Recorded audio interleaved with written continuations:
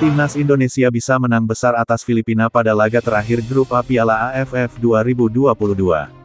Timnas Indonesia akan menjalani laga hidup mati kontra Filipina di laga terakhir Grup A Piala AFF 2022 di Rizal Memorial Stadium, Senin, tanggal 2 Januari tahun 2023. Laga ini menjadi laga hidup mati karena akan menentukan lolos atau tidaknya skuad Garuda arahan Shin Tae-yong tersebut. Sebagai informasi, saat ini di Grup A masih ada 3 tim yang berpeluang lolos ke semifinal.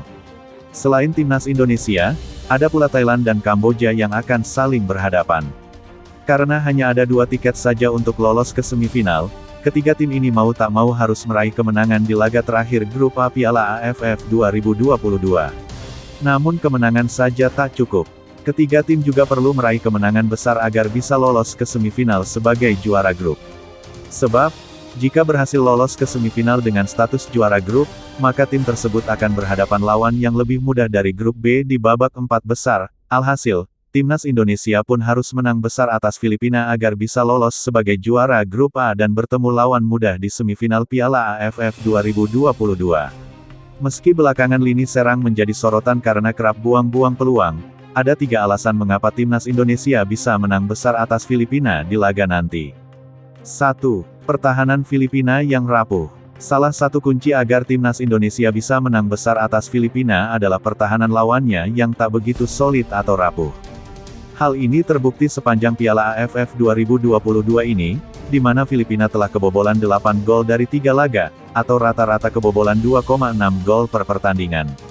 Catatan ini menjadi yang terburuk ketiga setelah Brunei Darussalam dan Laos. Alhasil, catatan ini bisa dieksploitasi barisan depan Timnas Indonesia untuk mencetak gol sebanyak-banyaknya. Banyak menciptakan peluang. Meski kerap buang-buang peluang, Timnas Indonesia punya keunggulan dalam menciptakan atau mengkreasikan peluang berbuah gol.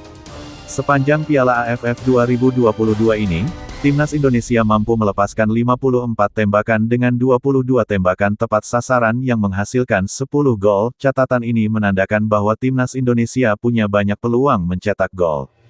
Banyaknya peluang ini pun akan membuat pemain punya banyak kesempatan mencetak gol dalam sebuah laga. 3. Insting mencetak gol yang tinggi. Berbicara soal insting mencetak gol, Timnas Indonesia patut bersyukur karena seluruh pemainnya punya kemampuan penyelesaian akhir atau finishing yang mumpuni. Hal ini terbukti di laga kontra Brunei Darussalam, di mana 7 gol yang diciptakan Timnas Indonesia berasal dari 7 pemain berbeda. Andai lini serang tumpul, Timnas Indonesia pun tak perlu panik karena memiliki barisan gelandang dan bek yang juga andal dalam mencetak gol dari situasi open play maupun set pieces.